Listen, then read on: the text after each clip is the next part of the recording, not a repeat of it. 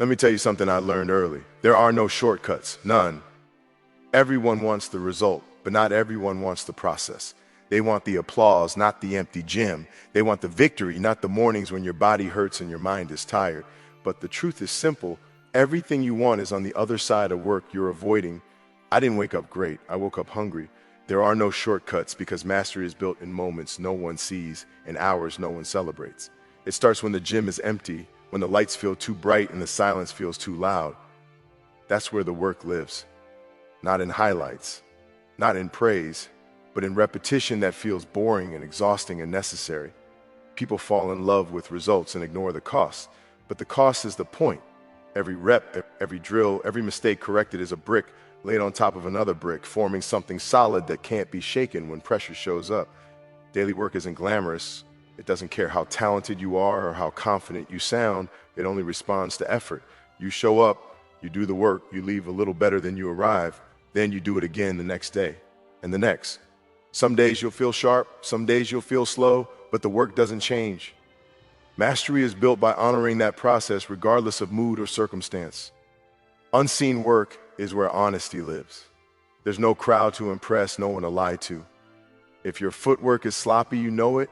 If your focus slips, you feel it. That's why it matters. It forces accountability. It forces you to confront your weaknesses instead of hiding them behind excuses or temporary success. Shortcuts skip this confrontation, and skipped weaknesses always resurface when it matters most. People who look for shortcuts usually want to feel great without earning it. They want validation without preparation. But confidence doesn't come from thinking you're ready. It comes from knowing you've done everything possible. That knowledge only comes from countless hours of unseen work. When pressure hits, your body doesn't listen to hope. It listens to habit, and habits are built quietly. Mastery is also about patience. Results don't arrive on your schedule. You might work for weeks and feel like nothing is changing. That's when most people quit. They mistake silence for failure. But growth doesn't announce itself every day. Sometimes it's happening underneath, strengthening the foundation so it doesn't crack later. Shortcuts feel faster, but they leave gaps, and gaps always get exposed. Daily work teaches discipline. Not the loud kind, but the quiet kind that shows up whether anyone is watching or not. It teaches respect for the craft. You start noticing details others ignore: angles, timing, balance, rhythm. Those details separate good from great. They're invisible to most people, but they decide outcomes. There's also sacrifice tied to unseen work. You give up comfort, you give up ease, you give up the option to coast. While others are resting, you're refining. While others are celebrating, you're reviewing what can be better. That doesn't make you superior, it makes you prepared.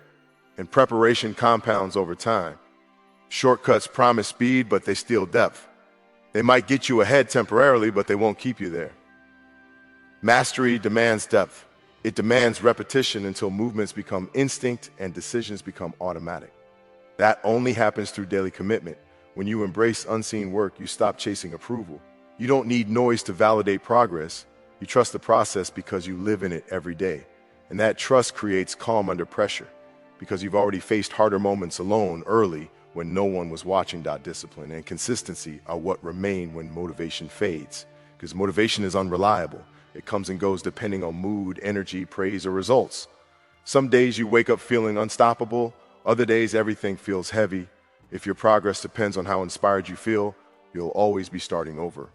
Discipline removes that decision. It tells you the work gets done whether you feel ready or not. Consistency is discipline repeated long enough to shape identity. It's not about doing something extraordinary once. It's about doing the ordinary things relentlessly well, showing up on time, executing the fundamentals, paying attention to details even when they feel insignificant. Over time, those small actions stack up and create a standard you refuse to fall below. Motivation looks good at the beginning. It's loud, emotional, and exciting. Discipline is quiet. It doesn't need to announce itself. It operates on routine, structure, and responsibility. When excitement disappears, discipline keeps you moving forward. That's why it matters more. Anyone can work hard when they feel inspired. Very few can do it when they're tired, frustrated, or doubting themselves. Consistency builds trust with yourself. Every time you keep a promise to your routine, you reinforce the belief that you can be counted on. That belief turns into confidence, not the kind that talks, but the kind that stands firm. You stop needing reassurance because your history proves what you're capable of. Discipline also sharpens focus. When your habits are locked in, you waste less energy debating what to do. There's no internal argument, no delay. You already know the answer. You just execute. That clarity becomes an advantage under pressure when others hesitate or overthink. Consistency doesn't mean perfection. It means commitment. Some days the work will be clean, other days it will be messy. But you still show up. You still put in the effort. You still learn something.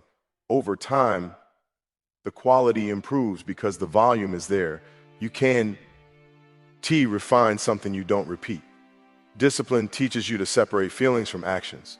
You learn that discomfort doesn't mean stop. Boredom doesn't mean quit. Fatigue doesn't mean failure. They're signals, not commands. You acknowledge them and continue. That mental separation is powerful because it keeps emotions from controlling outcomes. Consistency also creates momentum. One good day leads to another, then another. Missing one day makes it easier to miss the next. Showing up makes showing up normal. Eventually, not working feels more uncomfortable than working. That shift changes everything. People often confuse intensity with effectiveness. They go all out for a short period, then burn out. Discipline prefers sustainability. It understands that long-term excellence is built through manageable, repeatable effort. You don't need to be extreme.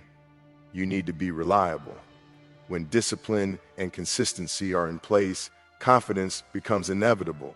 You don't hope you're ready. You know you are because you've put in the time. You've seen yourself endure bad days and still deliver. That knowledge is unshakable because it's based on proof, not belief. Pain and failure are not obstacles to growth. They are the process itself.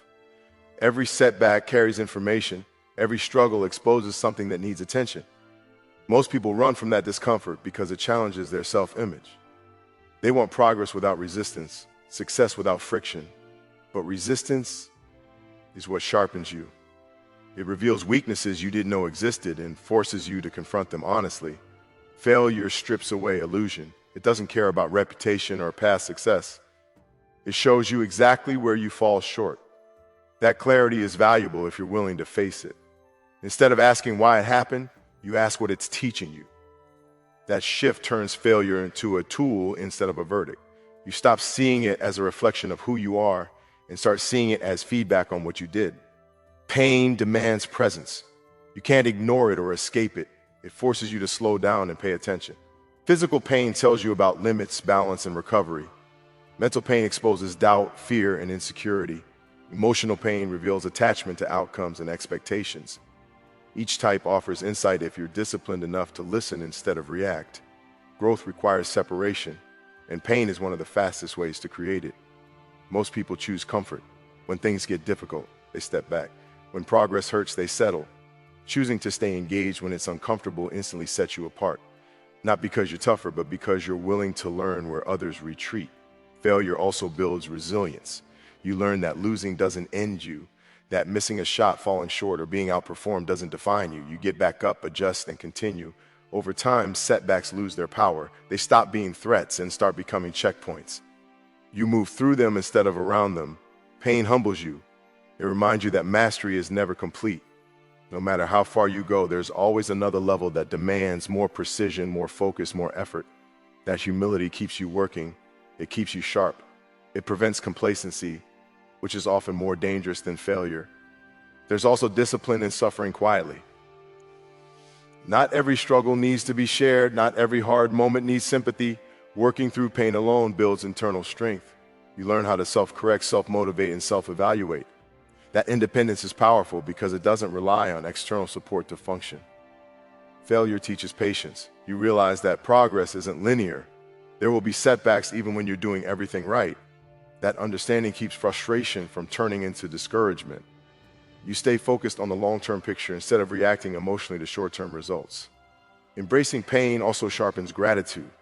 You start valuing preparation because you know what it costs to be unprepared. You respect opportunities because you felt what it's like to miss them.